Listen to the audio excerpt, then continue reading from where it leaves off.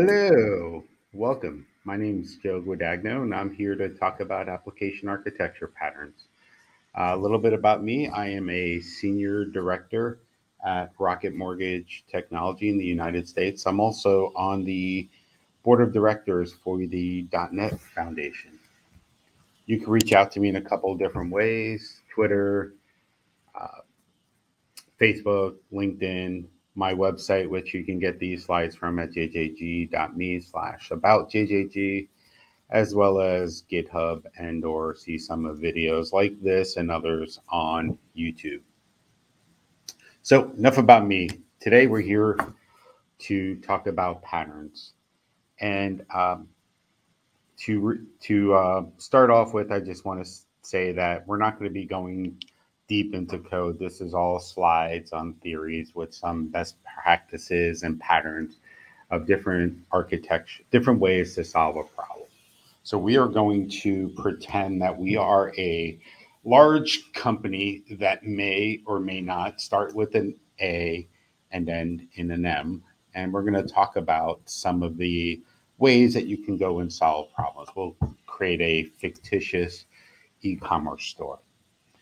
There's one thing I want you to take away from this is that, patterns are here to have you not reinvent the wheel so that you're not just constantly doing the same thing over and over and over again. These things are there because they solve a problem in some way, shape, or form.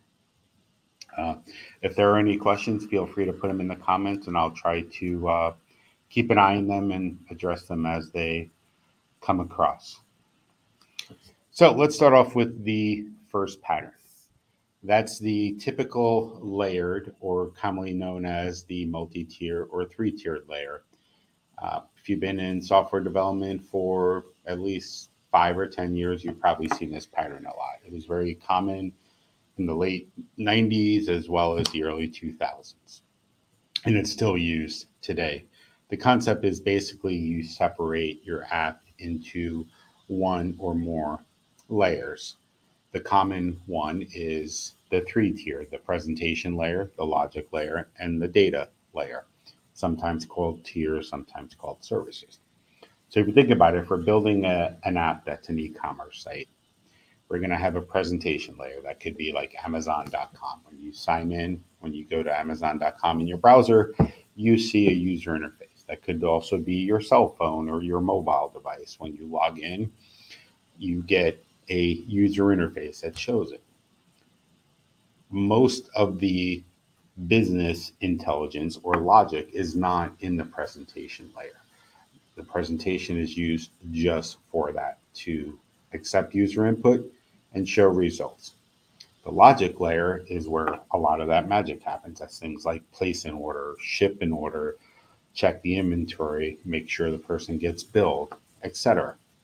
That kind of does all the logistics or the brains, quote unquote, of the application. That then goes off to the data tier. Now, the data tier is used for communicating or storing that data. So when you get the order placed and the order needs to be dropped off somewhere or shipped somewhere, your data tier kind of handles all that. The logic tier doesn't necessarily know how the data is stored or where it's stored, and the presentation tier definitely doesn't. And there's some benefits to this and some cons to this. The biggest benefit is that you can have a separate team handling the UI. You can have a separate team doing the back end stuff, the APIs, the services, and then another team doing the database storage. At least that's the plan, or that's the thought in theory. And a lot of times that doesn't happen because we have the quote unquote full stack engineer that kind of does all that. The next one is the model view star. And the reason why it's a model view star is because there are a couple of different variations of this pattern. The most common in the .NET world is called the model view controller, or MVC. In the Windows Phone world or some of the mobile development, there's something called model view presenter And then there's also the model view model. It's all basically the same. There's just some slight variations of how you do it. So I'm going to cover kind of like what the model view model is, which is common in .NET. So we start off with a model. The model is, in this case, let's just say I'm buying socks. So there would be a model for myself as well as like some of the things that are returning on the site. So if I go to something like an Amazon.com, I see the page, there's a model that's passed back to Amazon.com, which has things like my shopping cart, my name, some of the suggested things to see. So that model will go and update the view. What I mean by that is we take that data that's in the model and we present it to the user. So I take my first name, last name, and my cart, and that gets updated on the site, as well as here's a list of products that I'm recommending, or the site's recommending, etc. Then the user will see that. So the user goes and looks at that page. So we have the data that was passed back. There's a view of that data, meaning I'm displaying it. The user sees it, and then the user acts on that or uses that. That's where the controller part comes in. So I go and say, well, I want to add this to the cart. So that action triggers the controller, and the controller is kind of the brains of the operation. This is where the application will figure out, or the application figures out kind of like what to do next. And in the example I just gave with a clicking on adding to cart, this is going to say the user wants to add to the cart. So behind the scenes, it's going to go and update that shopping cart, add the item to it. Then it's going to return a model back, which should have, the same thing, my name, as well as the shopping cart, but the shopping cart will have one item in it. So then the view needs to be updated to show that the shopping cart has one item. And then the cycle kind of keeps continuing along. This model is this pattern is very popular in a lot of different frameworks, including .NET, Ruby, and stuff. And the reason why is because it allows for separation of concerns in a similar way to before, where you have someone that can work on the view, you can have someone that work on the controller, and basically all they need is a shared model that they can do. So this is a pretty common way to have separate teams that just focus on the view. They don't do anything but say, here, do this. When this is done, click this button. So there's a contract between the two. Next one up is our event-driven. Now, this is the most common one. One of the things you'll notice as we start progressing in these things, they don't get harder. They get more specific to a given use case. Some of them are a little bit more complicated. For most of the apps, a three-tiered approach works well, but as you start getting into something like, let's say, an Amazon.com, where we are dealing with a high volume, you might start using event-driven or some of the others. So the event-driven are sometimes referred to as event sourcing or pub sub. This is done, this basically works on the idea that an event happens or a user did something, then we move forward and do a bunch of other things. So let's go to the case where I went and placed an order. So I completed for an order. I wanted to order those socks that I just put in my shopping cart. So an event gets triggered that says, hey, an order was placed. Then there are a couple of things that listen to, oh, if an order was replaced, I need to do something. I need to, one, charge the person's account. So I got to make sure that I can collect the money from their credit card or debit account, whatever it is. Then I need to make sure that the inventory is actually there. You should do the inventory check and the inventory deduct before the account charge, but I just put these in alphabetical order just for simplicity. You also notice that these are 3 separate boxes. So there's an account charge and an inventory check and an inventory deduct. The reason why these are 3 separate boxes is because they could be, and most likely would be, 3 separate services. These 3 different services are subscribing to this event. So an order is placed, the account charge cares about it, the inventory check cares about it, and then the inventory deduct cares about it. When all 3 of these events or things are done, we'll go through and fire up another event saying the order is ready. So once we deduct the inventory, we'll trigger an event and say, hey, your order is ready. Now, if the order is ready, we need to do 1 or 2 things. In this example, we see that, hey, I need to ship a package.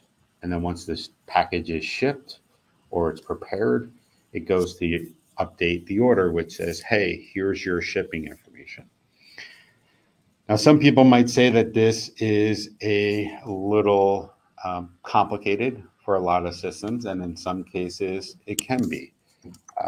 The reason why we do it this way is for a couple of different reasons. Some of the pros of it are that you can constantly add in additional things without the main site handling it. So let's say we go back to our fictional company, Amazon.com, and we order something. Let's say not only do we have to do an account charge, an inventory check, and an inventory deduct, but let's say we are running a special promotion and we're going to give a discount on shipping if they order a certain amount. We can go and add a new service, here, somewhere in this area that says check for promotions. The website doesn't really need to make any modifications. The order place service does not need to make any modifications. We just need to add another event or service that subscribes to that can say, hey, I need a new one. Another great feature of this is, let's say we have the ship package and we start off a really small company, just Joe Guadagno's awesome e-commerce service. And it's very small. I only have 2 or 3 people. So whenever we ship a package, I generally walk down to the post office and I ship a package myself. We start to grow. Maybe we're not using the post office. Maybe we're using something like DHL or FedEx or something. The order ready service or the website really shouldn't care how we're shipping the package. All it needs to know is that a package was shipped. So in the shipping package service, we can then go and decide how we want to sell those services or how we want to ship those packages. So we find this pattern very common in a lot of e-commerce sites or sites that require real-time feedback and or notification. A common place for this is like things like Facebook or Instagram or something. When you click a like button in Facebook or Instagram or Twitter, it says, hey, this is like, it doesn't go and send out, like in my case, 3,000 followers. It doesn't go out and send 3,000 notifications before it saves that. It says, hey, this post was sent. Let the followers know, and we'll get something like an order placed or a tweet was sent. And then there's something listening saying, oh, let's send this out to the subscribers. And it goes and queries all the list of subscribers and then sends it out. So you'll see this in a lot of social media posts.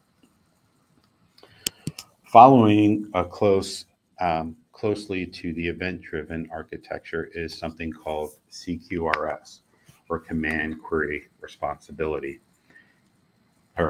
Command and Query Responsibility Segregation. Now, this uses eventing in a very, very similar way. There's only one real difference to it.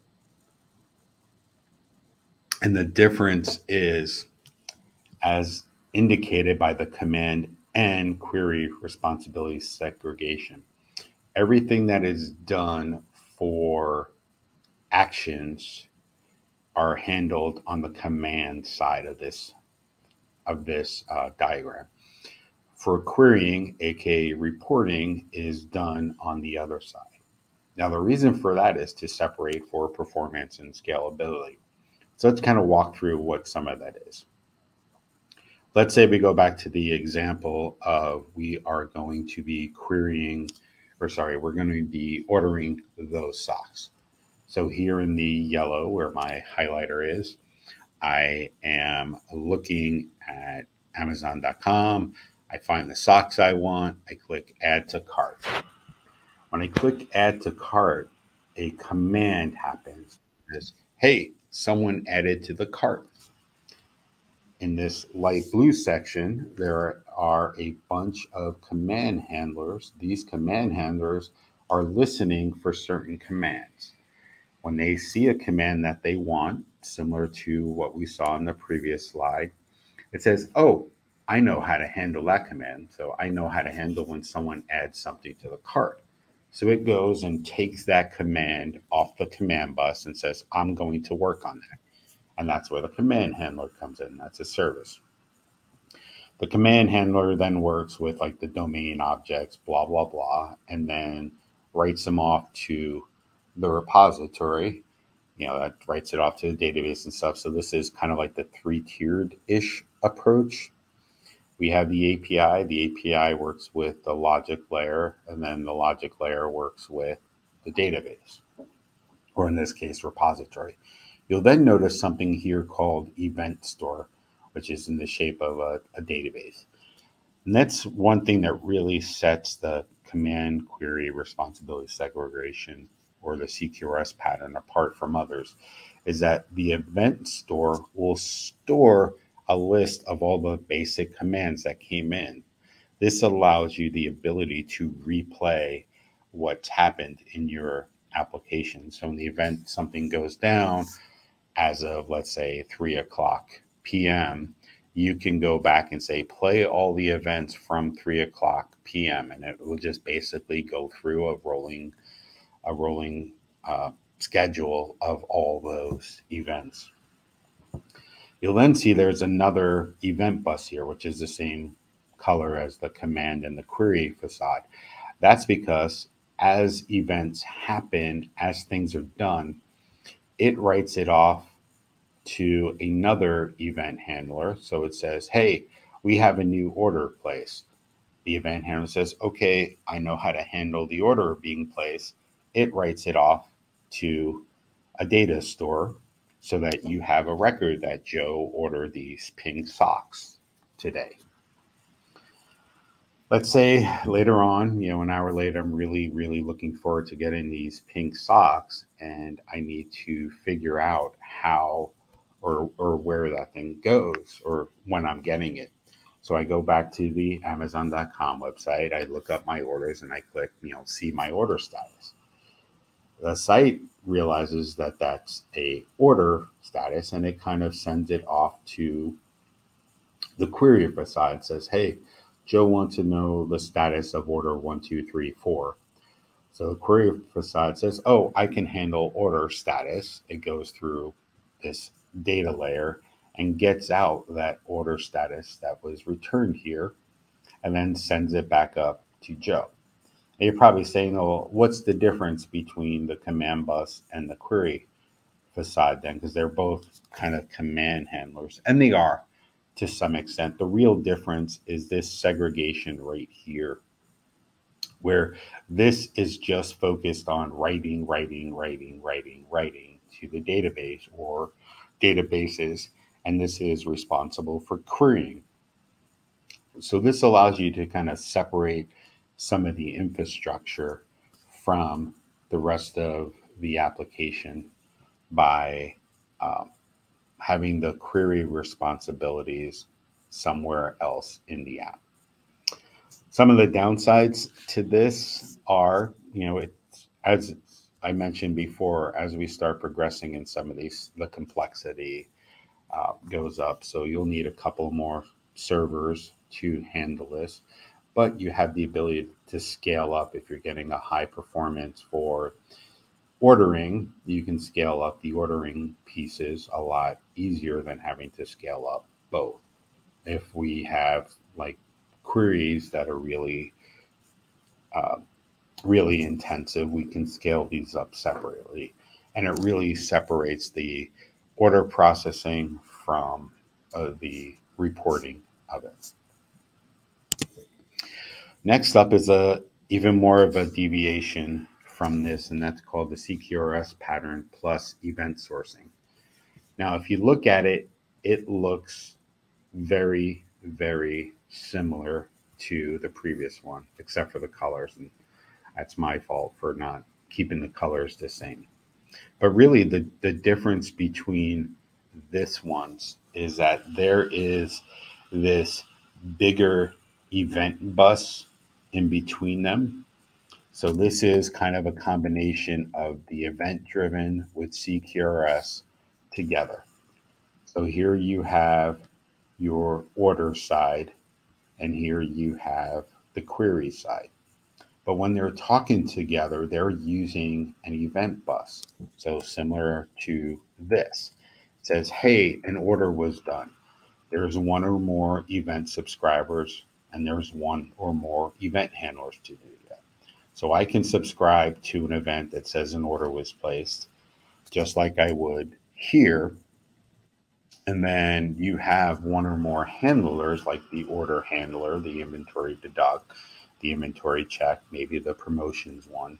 And then they write back and forth to this database or the event store. So the real difference for this is you have a event system within an event system. You have your typical one here, but in order for these to communicate, they go back and forth. Whereas here, you just had the event bus, which is basically just a pass-through. Here, you're having an eventing system that can tell you or navigate your traffic more accordingly, depending on what you want. Downside to this one, it's fairly more complex than the others because you're basically having a system within a system, but it's also that much more flexible because I can just keep adding in command handlers or query handlers and event subscribers as needed. The system can grow more organically. Next one is the plugin. So this one goes more towards your modern day application. So everyone that is probably watching this video or watching this stream live has an app that uses this plugin model, or sometimes we call to as the microkernel. Apps like Microsoft Office are big on this. Like Excel has multiple add-ins that you can do to add pivots, add charts. Word has add-ins for things like mail merges and stuff like that. Visual Studio, JetBrains Writer have plugins. They literally call them plugins and extensions to allow you to extend the environment. Now, what makes this pattern attractive is you create the application. So let's say this is our app to order socks or to order anything. We build an interface that allows for different components to plug in. So we have an order component, we have an account component, we have an inventory component, we have a shipping component.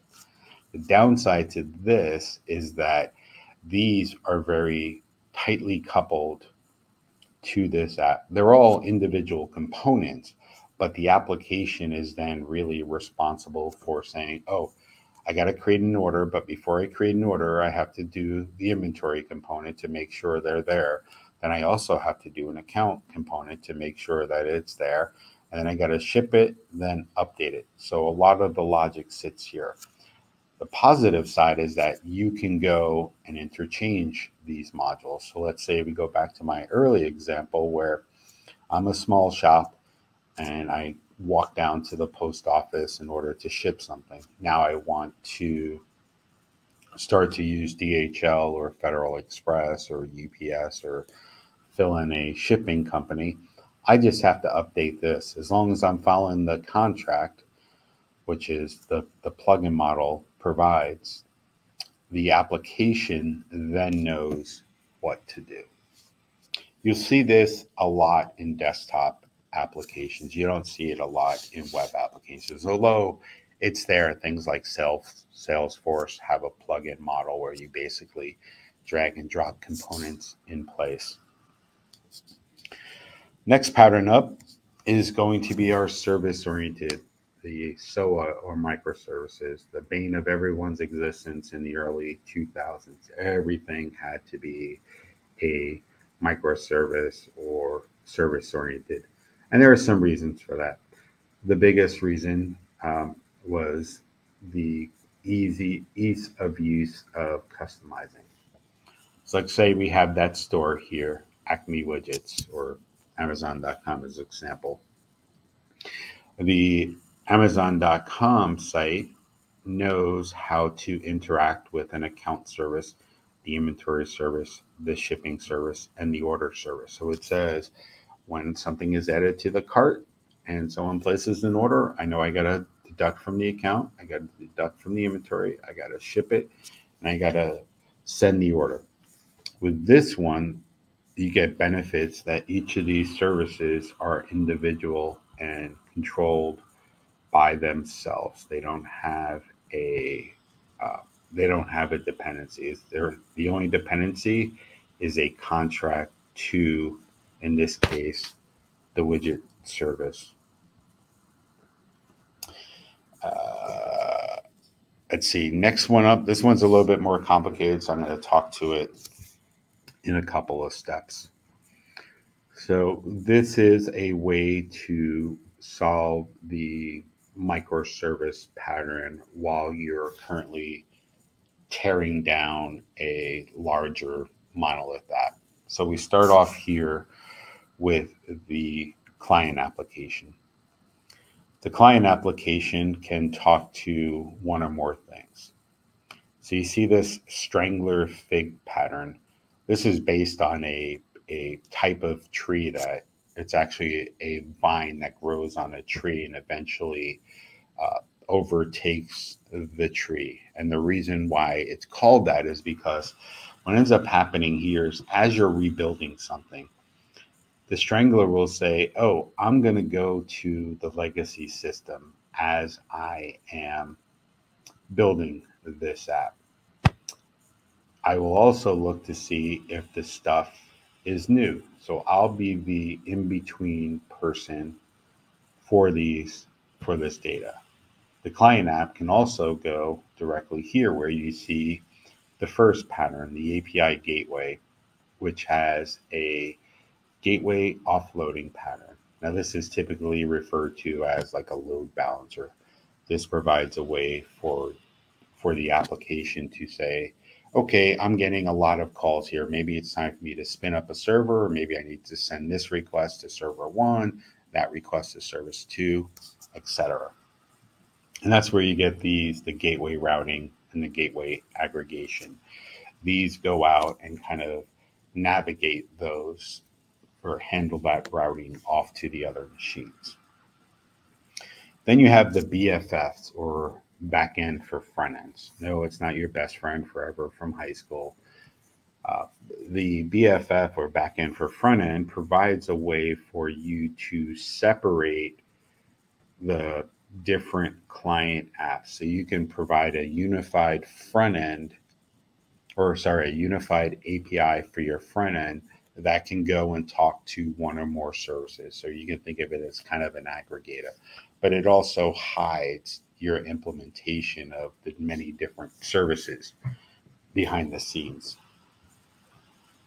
This can then go and talk to something like a sidecar. Now, the sidecar is a The sidecar is kind of handles a lot of the helper components. So things like how you handle process isolation or encapsulation. It basically provides a lot of the infrastructure, whereas the ambassador part of the service does the common things like logging, monitoring, routing, and basically kind of works with the sidecar to do all that stuff. Then you have down here something called the anti-corruption layer. It's a terrible name for a halfway decent pattern. The idea behind the anti-corruption layer, it really implements a facade that goes back and forth. So your new modern microservice application can continue to talk to, update, or read from the legacy system as we're working through here. So, like, let's say my ordering of the socks, the actual order part is in a new microservice, but the shipping is not. So you have a microservice, and then the anti-corruption layer kind of talks back to the old shipping service and comes back up here. And then the strangler kind of knows when things are being updated. So let's say a week from now, we release a new microservice for the shipping. Now the client app will go to the strangler, and the strangler says, well, we have the shipping part up here now. So it just kind of goes there. Once you ultimately update the app, the strangler pattern kind of falls off because everything is done in the microservices portion. Okay, next up is our serverless. This is AKA the cloud, or the not on my PC, the Azure's, AWS, Google Clouds. Basically, it's not a pattern, so to speak, but it is a toolkit in your tool belt when it comes to designing applications, because it kind of helps to know where your stuff is running when you're designing it. Because if you're using the cloud or someone else's PC, it might be easier to set up an event bus or storage or order taking. So I talk about this one very briefly because it's common, and it's not necessarily a pattern, but it's something you hear a lot in technology. Oh, we're going to be serverless, or we're going to be in the cloud. But that being said, the one thing of all these patterns to keep in mind is that, as the expression goes, just because I have a hammer, everything is a nail. It's not a great thing to do. Just because the MVC pattern and the CQRS pattern doesn't mean every implementation should be with the CQRS pattern or the MVC pattern. Use the right tool for the job. And if there's one thing you take away from this talk, outside of me being an awesome presenter, is that use the right tool for the job. I've given you a list of about 10 or so patterns that you can research. There's lots of books out there on them, but this should give you a good enough idea for how you can go and implement architecture patterns in your current and future projects. That being said, I will open up the talk for any questions. I'm going to take a quick look, pardon my head turning, just to see if there are any questions in the comments. Oops, I didn't mean to end the talk. I'll get that started back up in a second.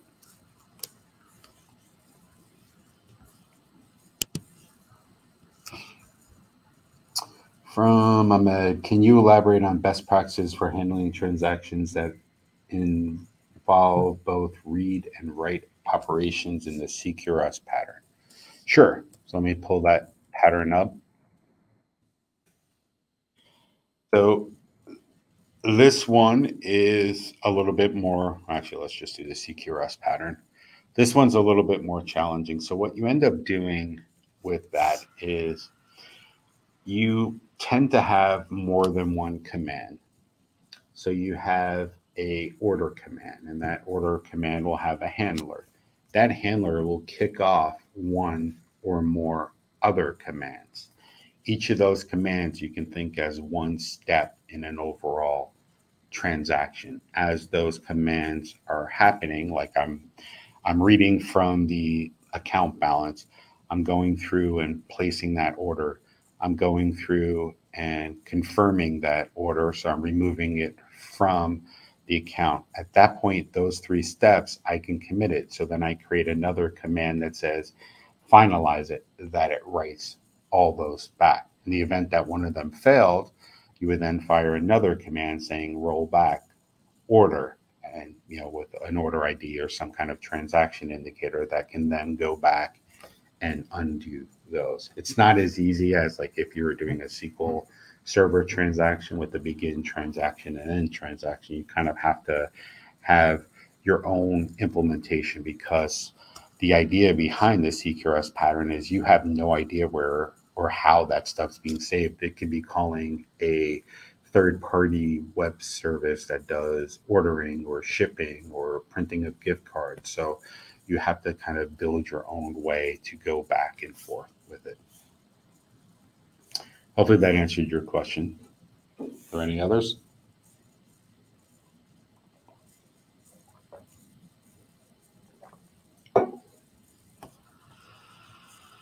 Cool. I will put up my contact information to see if, in case there are any other questions or things pop up. If you want to reach out to me, here's an easy way to do it. I'll give it another minute or so and then end it.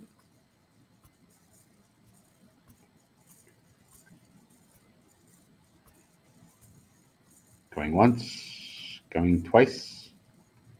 Cool. You go to my site here, jjg.me/aboutjjg. If you go to the